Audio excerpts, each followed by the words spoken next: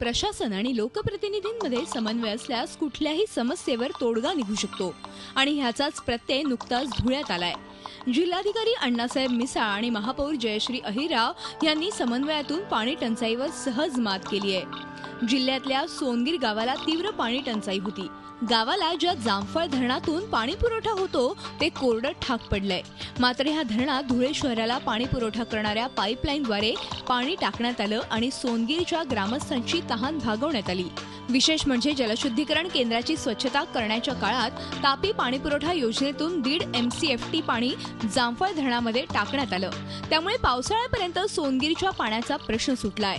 सोनगीर ग्रामपंचायतीच्या वतीनं महानगरपालिकेस पाण्याचा टॅक्स भरला असल्यानं पालिकेचाही यात फायदा झाला आणि विशेष निधी खर्च न करता सोनगीरचा पाणी प्रश्नही निकाली निघाला।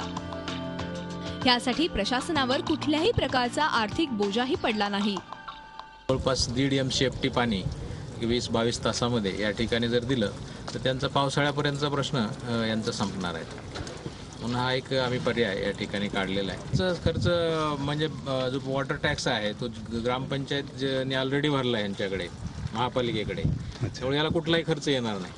हे बिना खर्चाच्या सगळ्या उपाययोजना आपल्या जिल्ह्यामध्ये चालू आहेत आणि याच्यामध्ये लोकांचा सहभाग, लोकप्रतिनिधींचा सहभाग आपल्याला मिळतोय। जवळजवळ त्यांना 24 तास 22 ते 24 तास पाणी देणार आहोत आणि ते पाणी आल्यावर या सोनगीर गावाची सुद्धा पाण्याची तहान, नागरिकांची जी वणवण आहे तर ती कमी होणार आहे।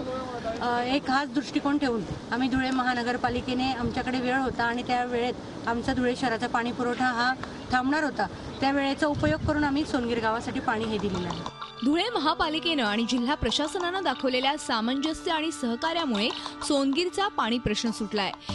एवढंच नव्हे तर ह्या भागातल्या वन्यजीवांसाठीही हे पाणी जीवनदान ठरणार आहे। प्रशांत परदेशीसह bureau report, Zee media, Dhule. Zee 24 तास रहा एक पाऊल पुढे।